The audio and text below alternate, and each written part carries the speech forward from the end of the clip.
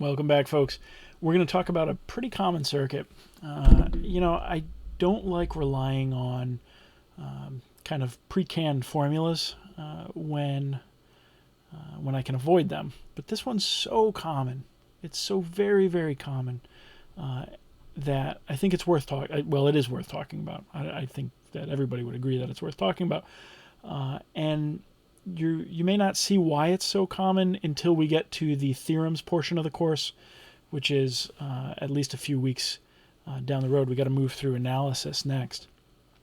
But when we start talking about theorems and how we take complex circuits and reduce them to simplified versions of themselves using two theorems, then I think you're going to see why these divider formulas are so useful, and they show up just about everywhere.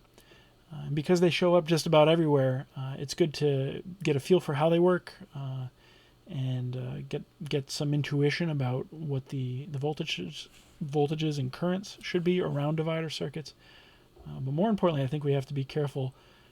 What I find a lot is that students like to use dividers when they shouldn't be using dividers. So we have to know the limitations, and we have to know when to use them. That's the most important thing. If you're going to use a canned formula, you have to know that you can apply it correctly and know the appropriate times to do that. Okay, so let's start with the voltage divider. And this circuit is going to look like this. Okay, so we have a voltage source here. This is the most basic form of a voltage divider. Now, voltage dividers can show up in other circuits, and you may be able to apply the voltage divider in a circuit that doesn't look exactly like this, but we want to start to get some understanding of what we're looking for and be able to recognize that in other circuits as well. So let's call that VS R1, R2, and we can call this voltage here VR2, and we can call this voltage here VR1. Okay, let me pick off some values for you, and we'll work this problem with some numbers. Okay, 15 volts, let's call this one 10 kilo ohms and 20 kilo ohms. Okay, so really what we're trying to do here is find VR1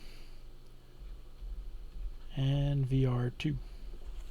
Okay, so well, we can do this with the tools we have. It's not the cleanest, but we can do this with the tools we have. We know how to combine resistors. And if we look at these resistors, hopefully you're looking at these resistors and saying, hey, those are in series. And that's what we're working with here. Okay, so we want to redraw this schematic, combining those two resistors. Okay, we're going to combine them into one. And they're going to have a value of R1 plus R2. And that's going to be 30 kilo ohms for this problem. Okay, VS is still VS, 15 volts. Okay, so these are equivalent circuits. Now, we want to know the voltage across this resistor, so from this node to this node, and we lost that node, but we'll get it back in a moment. What we want to do with our simplified circuit over here is find the current. Okay, and I'm just going to call that I. There's only one current in the circuit. Everything's in series. So we'll just call it I. It doesn't need a subscript along with it. I really want to get a calculator for you so that we can find that current, because we're going to find that current. We're going to say I is equal to, well, now we know the 15 volts across this supply is also across this resistor because they're in parallel. They share the same voltage. Right, so that's 15 volts. So the current, rearranging Ohm's law, is going to be V over R1 plus R2, since that's our resistor. Okay, and that's VS. Okay, so 15 volts over 30K. This might be a good time for me to pull out a a calculator for you. I'm going to try to get a TI emulator. Just bear with me. All right, check this out. We're going to play with this for a little bit. So we want to do 15 volts divided by 30K. About half of you are still using TI-84s, at least when I asked the class in general. So I got a TI-84 emulator. I have a crazy collection of calculators. I need to get out more often, clearly. But here's the TI-84, brand new, RAM cleared. Nothing going on, right? So I can clear the window. You can still see my mouse. Yep. Okay. And I'm going to put it in engineering mode. So I hit the mode button and I move over to engineering mode because I want to use those SI prefixes as much as I can. And I think for now that's all we're interested in. We'll revisit some of these settings later on. I do like to put it in classic. I don't use the 84 as much as other calculators, but it is still, unfortunately, and you'll see why I say unfortunately, the most common calculator that you'll come to class with. Okay, so 15 volts divided by 30K, and I'm going to enter 30K as 30E3. Okay, so that's the exponent E, so it's this double E here. So that's 30 times 10 to the third, 30,000, right? And why I like that is I'm going to enter it, and it comes out as 500 E negative 6. So in my head, I'm going negative 6. That's micro, all right? So I'll come back over here, and I think when I write this down, right, I can say 500 microamps, okay? And that's how I don't screw up SI prefixes. I think they're pretty important to do, and there's a good example of it. Okay, oop, above my head. So there's 500 microamps. So that current flowing through the circuit is 500 microamps. Since these are equivalent circuits, and all I did was combine these in series, we know that the two resistors that are combined in series are going to have that same current. Okay, so we're going to see that same current. I'm going to come back over here and say I have that 500 microamps flowing through the circuit on the left as well. All right. All right, if I have that current flowing through the circuit like this, if I want to find these individual voltages, then all I need to do is apply Ohm's law. And I can come down, I'll start over here. VR1 is then simply I times R1. Okay, so that's 500 microamps times 10 kiloohms. Okay, so hopefully you're starting to see why I use SI prefixes and I enter them in my calculator. Let's go ahead and do that one. Let's see, slide this over. It likes to maximize itself. Gotta figure out how to turn that off in Windows. And now it's behind my head. Split the difference. Jump over to the other screen. There we go. Kinda.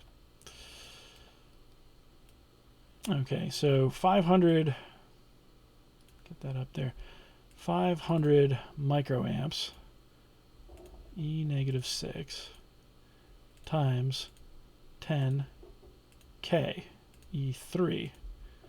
Okay, and if I use the prefix as part of the number, then the calculator is going to figure out the right answer for me. In this case, it figures out that the answer is 5E0. So it's going to be 5 volts. All right, we have amps times ohms, and that's equal to volts. Okay, we can do the same thing for VR2, and it carries the same current because they're in series. Okay, and that's going to be R2, 500 microamps times 20K. So hopefully you can do that one in your head. I'll plug it in the calculator just so that you see it. We get a little repetition here, and we get 500 E negative 6 times 20 E3. And that gives me 10 times 10 to the 0, and 10 to the 0 is 1, right? So 10 volts. Okay, so those are our voltages. Now, we found those out numerically. I have the formulas written in here because the voltage divider, like I said, is a pre-canned formula that you can apply in appropriate situations. This is an appropriate situation. So let's work that out symbolically. Okay, if I want to figure out symbolically,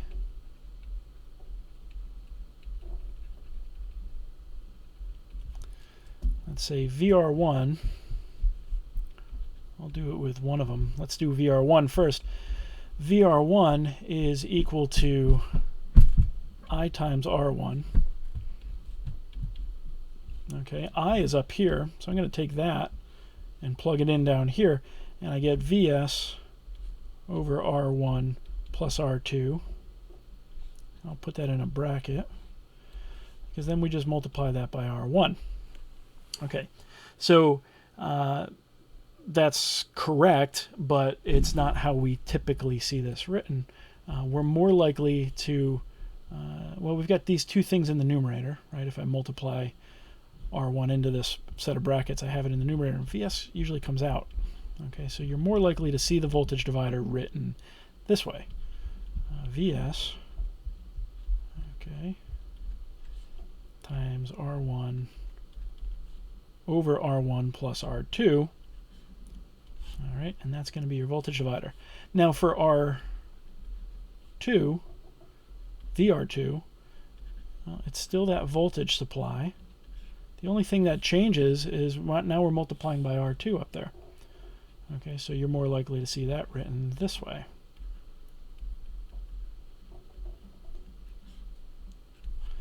All right, and those are our voltage dividers. That's kind of the payoff for all of that work. Here's the format of the voltage dividers.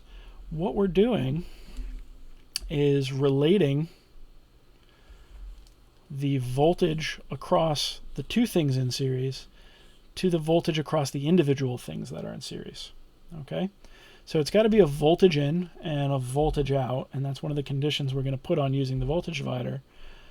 And we're relating those voltages, whether it be Vs to VR1 or Vs to VR2, we're relating those voltages using a ratio of the resistances.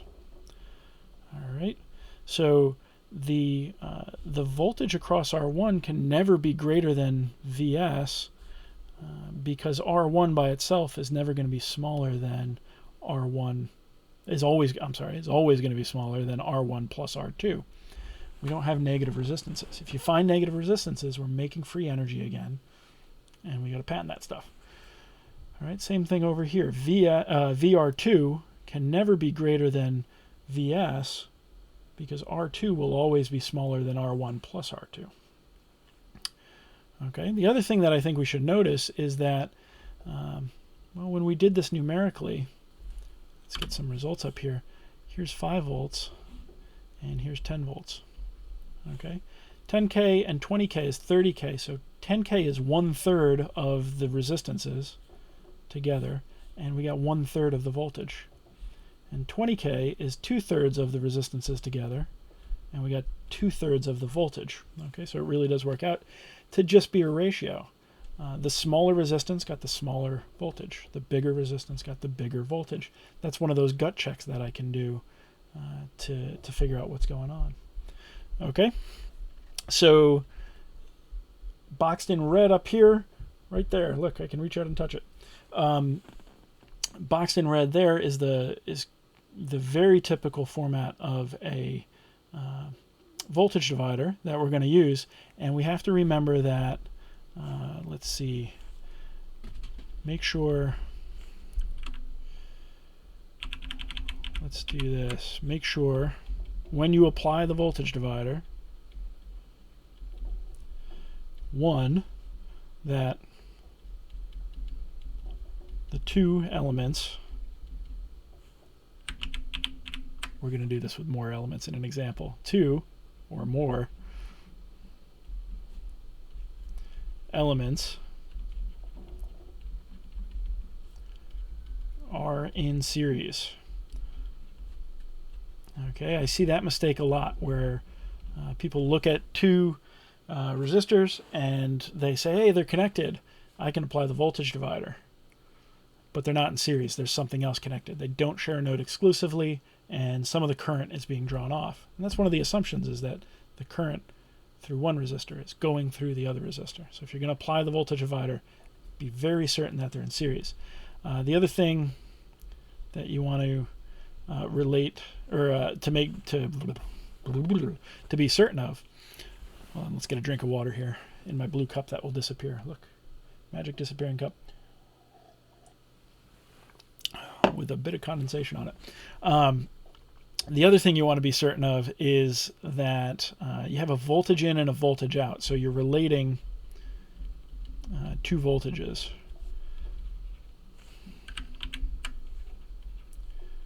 Two voltages.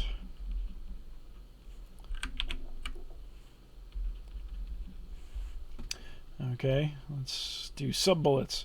The voltage across the series combination. Okay, that was Vs in this example.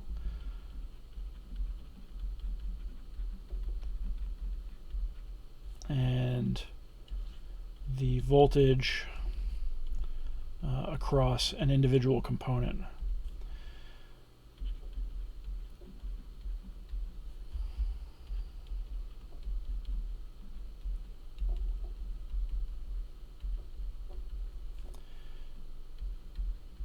Okay, R1 and R2 in this case.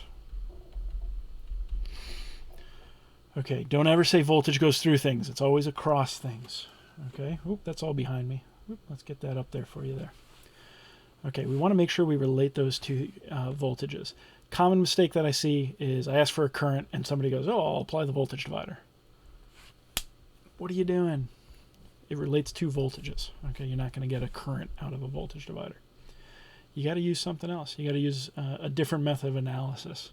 And I'll give you enough methods of analysis that'll be easy when it comes time. Okay, next videos I want to look at some examples of voltage dividers and kind of play with them a little, maybe make them look a little differently than what we're seeing here, so that you can get better at recognizing them. All right, stay tuned and good luck.